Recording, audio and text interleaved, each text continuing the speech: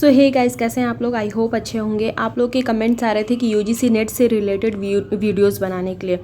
तो देखिए, UGC net में आपका पेपर 2 जो है, जिन लोगों का भी जो भी सब्जेक्ट है वो तो मतलब मेरे से तो अच्छा ही होगा, इतना तो मैं श्योर हूँ। लेकिन पेपर 1 में आप लोगों को प्रॉब्लम होती है। उसका रीज़न ये है कि पेपर 1 आप लोग के लिए बिल्कुल नया होता है, क्योंकि बहुत बच्चे हैं जो किसी भी कम्पिटिटिव एग्जाम्स की तैयारी नहीं कर रहे होते हैं। तो उनके लिए ये थोड़ा सा टफ हो जाता है, क्योंकि इसमें मैथ्स भी होता है, रीजनिंग भी होता है, फिर टीचिंग एप्टीट्यूड्स भी होते हैं, थोड़े से करंट अफेयर्स भी होते हैं, डीआई भी होते हैं। तो इस वजह से ये थोड़ा सा आप लोग के लिए थोड़ा सा चैलेंजिंग होता है। तो इसके लिए मैं आप लोगों के साथ 2 बुक रिकमेंड कर रही हूँ, जो कि है यूजीसी नेट। ये एक पेपर 1 के लिए एक दृष्टि पब्लिकेशन की, और ये कंप्लीट गाइड है। इसके पहले मैंने दृष्टि की ही एक बार मना की है आप लोगों को पढ़ने के लिए, तो वो पेपर 2 के लिए मैंने मना किया था, क्योंकि पेपर 2 अब काफ़ी ज़्यादा डीप पूछ रहा और उसमें बहुत कम कंटेंट थे, इसलिए मैंने मना किया। लेकिन पेपर 1 के लिए ये आप ले सकते हैं, क्योंकि इसमें कंप्लीट पूरा अच्छे से पढ़ाया गया है। मैं अभी बारी बारी से दोनों का रिव्यू अच्छे से करके आपको बताऊंगी पेपर के बीच में कैसे दिया हुआ। अभी हम ओवरऑल बात करते हैं यहाँ पे। तो ये कंप्लीट एक गाइड है जिसमें आपको पूरा अच्छे से पढ़ाया गया है।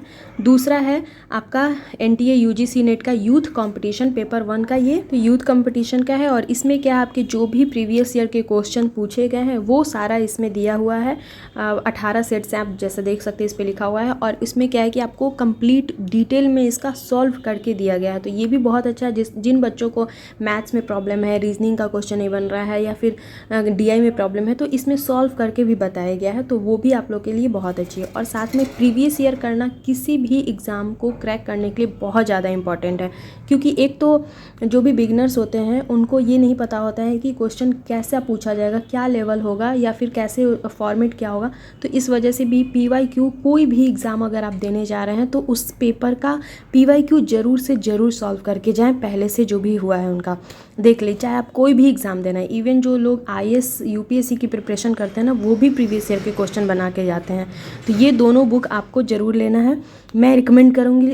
और अगर किन्हीं ने ले लिया है, जैसे कि बहुत सारे लोग जो पहले से दे रहे हैं एग्ज़ाम, 1-2 बार दे चुके हैं, तो उन्होंने, बहुत सारे लोगों ने केवीएस मैदान भी पढ़ा है, किन्हीं ने किसी और कंपटीशन का भी, जैसे यूथ कंपटीशन वाला भी लिया है। तो जो भी बुक अगर आप लोगों ने ले लिया है तो कोई बात नहीं है, आप उसी को कंटिन्यू कीजिए, क्योंकि मैं बार बार ये नहीं बोलूँगी कि आप ये बुक मत पढ़ो और ये बुक पढ़ो। बट जिन्होंने नहीं लिया है उनके लिए मैं ये बता रही हूँ कि आप ये दोनों बुक ले सकते हो। अब बारी बारी से इसके बारे में बात करते हैं। तो सबसे पहले बात करते हैं दृष्टि पब्लिकेशन की, यूजीसी नेट जेआरएफ के लिए ये एक कंप्लीट गाइड है, इसके बारे में बात करते हैं।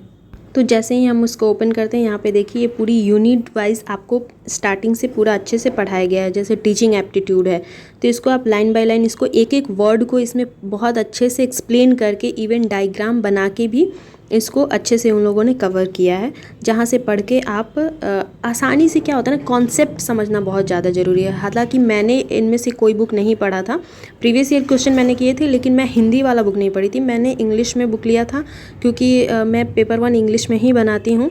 क्योंकि ये इतना ज़्यादा टिपिकल, मतलब मैंने ले लिया था बुक जब, लेकिन जब मैं पलटने लगी तो इतना ज़्यादा डिफ़िकल्ट हिंदी था इसका कि मेरे समझ में नहीं आ रहा था। फिर मैंने इसकी इंग्लिश वाली बुक ली और फिर मैंने उसे पढ़ा, तब मैं एग्ज़ाम दी हूँ। तो इस वजह से आपको ये किताब बिल्कुल नई लग रही होगी, क्योंकि ये मेरे समझ में नहीं आ रहा था, बहुत ज़्यादा हिंदी था। अब आप लोग सोच रहे होंगे कि मतलब बिहार में रह के और ऐसे कैसे हिंदी समझ में नहीं आता है, ऐसा बोल रही है। तो देखिए, मैं आपको बता दूं कि मैंने मेरा जो ऐसे तो मेरा साइंस बैकग्राउंड रहा था, तो वो इंग्लिश में ही पढ़ना था। फिर उसके बाद मैंने फैशन डिज़ाइनिंग किया, वो भी इंग्लिश में ही किया था, पढ़ना था। और उसके बाद फिर मैंने इंग्लिश लिटरेचर में, मेरा ऑनर्स पेपर इंग्लिश लिटरेचर रहा। और फिर मैंने इंग्लिश से ही पीजी भी किया, पोस्ट ग्रेजुएशन। लेकिन चूंकि मैं बीपीएससी की तैयारी करना चाह रही थी और कर रही थी, तो फिर इस वजह से मुझे हिंदी साहित्य, लोगों ने बताया कि आपको हिंदी साहित्य पेपर लीजिए, ऑप्शनल पेपर, उसमें मार्क्स अच्छा आता है। चूँकि मेरा लिटरेचर बैकग्राउंड था, लेकिन इंग्लिश में एक तो यहाँ पे अच्छे टीचर्स नहीं मिलते हैं जो आपको कमीशन लेवल की तैयारी करा सके, और दूसरा मार्क्स भी इंग्लिश लिटरेचर मैंने सुना ही नहीं है किसी का कि कोई बीपीएससी में इंग्लिश लिटरेचर लिखा है ऑप्शनल में। तो सब लोगों ने सजेस्ट किया था कि हिंदी ही लीजिए, हिंदी साहित्य से ही अच्छा मार्क्स आएगा। तो फिर इसके लिए मैंने हिंदी से भी मैंने सोचा जब पढ़ना है, क्योंकि मैं सिलेबस में जब देख रही थी तो कंप्लीट हिंदी का सिलेबस जो है पीजी का, वही चीज़ आपका बीपीएससी में भी था, मेंस ऑप्शनल में। मैं अभी आपको एक बुक भी दिखाऊंगी जो बुक मैंने लिया है। लिया था ऑप्शनल के लिए, तो उसमें सारी चीज़ें लगभग वही थी। तो मैंने सोचा कि क्यों ना फिर डबल MA कर लेते हैं, क्योंकि हिंदी मेरे लिए बहुत ज़्यादा टफ़ थी।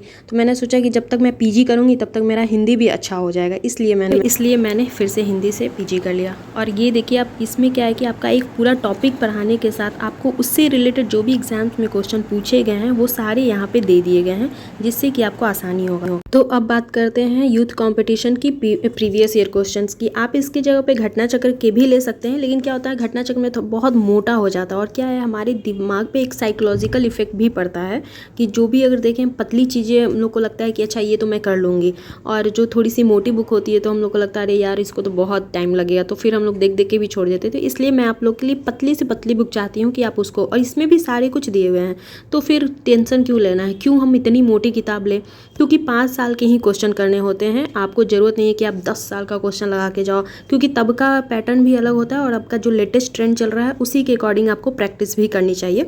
तो इसलिए वजह से मैं इस बुक को रिकमेंड कर रही हूँ, क्योंकि ये थोड़ी सी पतली बुक है एज़ कम्पेयर टू घटना चक्र।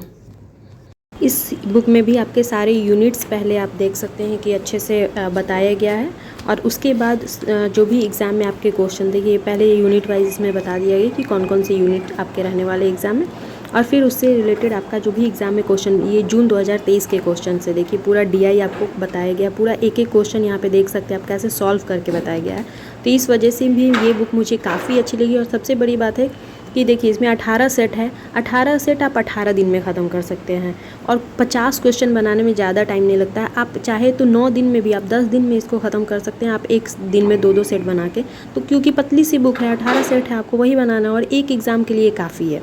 और कई बार होता क्या है ना कि हम लोग मोटी मोटी किताबें तो ख़रीद लेते हैं लेकिन पढ़ते कुछ भी नहीं है, और वो बुक रखा ही रह जाता है। उससे अच्छा है कि आप पतली सी किताब कोई भी लीजिए और उसी चीज़ को आप बार बार बनाइए, आप 4 बार बनाइए, 5 बार बनाइए। जितनी ज़्यादा बार बनाएंगे आपका कॉन्सेप्ट भी क्लियर होता जाएगा, क्योंकि आजकल जो भी बुक आ रही है सब में बहुत अच्छे से एक्सप्लेन करके बताया जा रहा है। तो आप एक ही बुक को पढ़ाइए, आप 10 ही सेट बनाइए, लेकिन 10 को इतने अच्छे से एनालाइज कर लीजिए ना कि आपको फिर बार बार उसके लिए अलग से कोई दूसरा सेट बनाने की ज़रूरत ना पड़े। तो इस वजह से मैं ये दोनों बुक आप लोगों को रिकमेंड कर रही हूँ। अगर अच्छा लगे तो आप दोनों में से कोई भी बुक ले सकते हैं। पहले या तो आप पढ़ लीजिए जैसे गाइड लेकर, और उसके बाद प्रीवियस ईयर क्वेश्चन बनाइए तो भी ज़्यादा सही रहेगा। तो आई थिंक आप लोगों को ये वीडियो अच्छी लगी होगी। तो एक्चुअली आज थोड़ा संडे था, इस वजह से मुझे भी थोड़ा सा टाइम मिल गया था कि जिससे कि मैं वीडियो बना लूँ, और मैंने सोचा कि आप लोग भी थोड़ा सा परेशान हो रहे हैं, क्योंकि अब जो आपके एग्ज़ाम्स हैं वो भी नज़दीक आ रहे हैं, 2 महीने टाइम बचे हैं। तो आप लोग को अभी से तैयारी में तो लग ही जाना चाहिए। थोड़ा सा भी बिल्कुल ये मत सोचे कि एग्ज़ाम लेट होगा या कुछ भी होगा, आपको पढ़ना तो है ही। तो अभी से आप अगर तैयारी नहीं कर रहे हैं तो आप कल से लग जाइए और तैयारी करने अच्छे से बैठ जाइए। तो मिलते हैं नेक्स्ट वीडियो में, till then bye bye. Channel पे पहली बार आए हैं तो सब्सक्राइब कर दे, पुराने सब्सक्राइबर हैं तो प्लीज़ लाइक ज़रूर कर दे, और साथ में आपकी जो भी क्वेरीज़ हैं वो भी डाल दें। हाँ, किसी ने मैसेज किया था कि उनको मैथ्स के क्वेश्चन चाहिए, तो मैं कोशिश करती हूँ अगर मिल जाता है तो मैं अपलोड कर दूँगी। Till then bye bye.